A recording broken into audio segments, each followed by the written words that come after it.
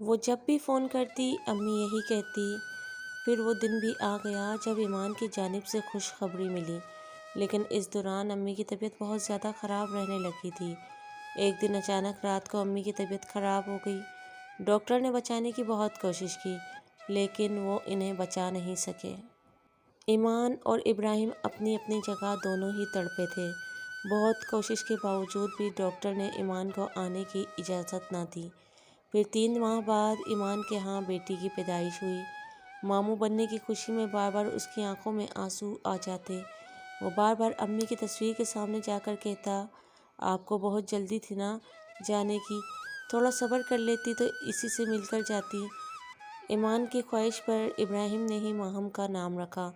ماہم کی پیدائش کے بعد ایمان اور بھی زیادہ مصروف رہنے لگی۔ افضال اپنی بیٹی کے لیے ایک سیکنڈ کی لاپرواہی برداشت نہیں کر سکتا تھا، جس کی وجہ سے ایمان نے گھر بات کرنا اور بھی کم کر دی۔ یہ فاصلے بڑھتے بڑھتے نہ جانے کب اتنے بڑھ گئے کہ وہ اپنے ہی ایک دوسرے سے انجان ہونے لگے۔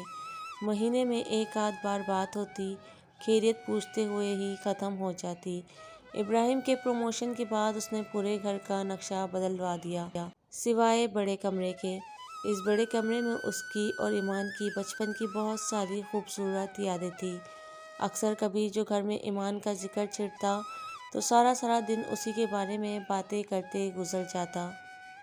وقت گزرتا گیا اور 8 سال گزر گئے۔ ایمان کے ہاں بیٹے کی پیدائش ہوئی۔ اپنے 3 ماہ کے بیٹے کو گود میں رکھے وہ اپنے ملک واپس جا رہی تھی، اپنے بچھڑے بھائی سے ملنے کے لیے۔ ماہم بار بار اس سے پوچھتی، ماما کتنی دیر میں پاکستان آئے گا؟ ماموں کیا ہمارا ویٹ کر رہے ہوں گے؟ اب وہ اپنی بیٹی کو کیا بتاتی کہ اس سے کہیں زیادہ انتظار اسے خود ہے۔ وہ خود اپنے بھائی سے ملنے کے لیے بے چین ہے۔ افضال اس کی بے چینی کو بہت اچھے سے سمجھتا تھا۔ بے شک وہ بہترین ساتھی تھا۔ وہ اس کے ہر دکھ میں ہر سکھ میں اس کا ساتھ تھا۔ انتظار کی گھڑیاں ختم ہوئی تو وہ لمحہ بھی آ ہی گیا۔ ایئرپورٹ سے باہر نکلے تو دور سامنے بہت سارے لوگوں کے بیچ میں ابراہیم کھڑا تھا، جس کے ساتھ ایک چھوٹا سا بچہ بھی تھا۔ ایمان نے آؤ دیکھا نہ تاؤ ساحل کو افضال کو دیکھ کر کسی کی بھی پرواہ کیے بغیر ابراہیم کی طرف بھاگی اور اس کے سینے سے لگ کر پھوٹ پھوٹ کر رونے لگی۔ ابراہیم کا بھی حال اس سے جدا نہ تھا، لیکن وہ آنسو نہیں بہا پایا۔ شاید لوگوں کا خیال کر کے کنٹرول کر لیا۔ جبکہ اپنی امی کو اس طرح سے خود سے دور جاتا دیکھ کر ساحل، جو ابھی ابھی اپنی ماں کے لمس کو پہچاننے لگا تھا، گلا پھاڑ پھاڑ کر رونے لگا۔ جبکہ افضال اسے سنبھالنے میں ہلکان ہو رہا تھا۔ ساحل صاحب بہت موڈی تھے۔ وہ اپنی ماں کے علاوہ کسی اور کی گود پسند نہ کرتے تھے، چاہے باپ ہی کیوں نہ ہو۔ ابراہیم سے الگ ہوتے ہوئے اس نے ساحل کو اپنی گود میں لیا اور ساحل اپنی معصوم نظروں سے اپنی ماں کا روتا چہرہ دیکھ رہا تھا۔ ابراہیم نے ایمان کو اپنے بیٹے سے متعارف کروایا، جو انجان نظروں انہیں دیکھ رہا تھا۔ جبکہ اپنی پھوپھو کو ایئرپورٹ سے لانے کے لیے سب سے زیادہ بے چین وہی تھا۔ پھوپھو آپ فون میں اتنی پیاری نہیں لگتی، حماد نے معصومیت سے کہا۔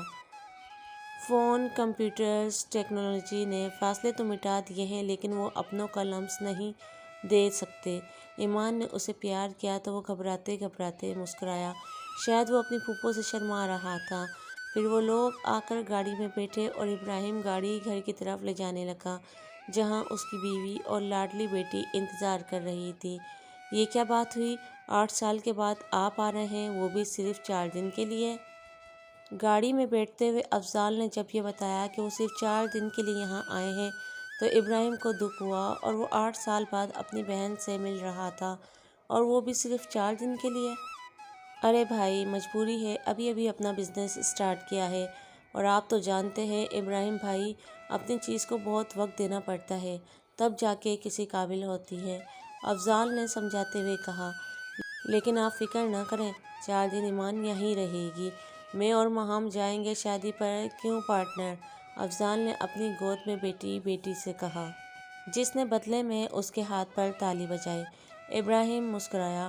رشتے سبھی بہت خاص ہوتے ہیں۔ ابراہیم نے یہی سوچا۔ کل آفس جاتے ہی وہ اپنے آفس سے 4 دن کی چھٹی لے لے گا تاکہ سارا وقت ایمان کے ساتھ گزار سکے۔ وہ گھر پہنچے تو اندھیرا ہو چکا تھا۔ رات کے 8:30 بج چکے تھے۔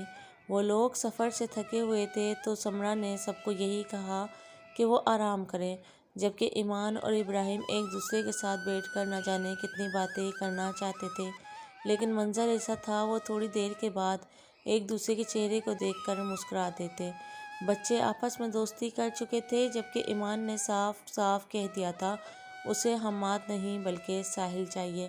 حماد گندا بھائی ہے۔ جبکہ پھپھو کے ساتھ اس نے خاص دوستی نہ کی تھی، آخر وہ اس کے باپ کو مارتی تھی، جبکہ ایمان نے 2-3 بار زبردستی اسے اپنے قریب کرنا چاہا، جبکہ وہ اپنے باپ کی گود میں بہت خوش تھی۔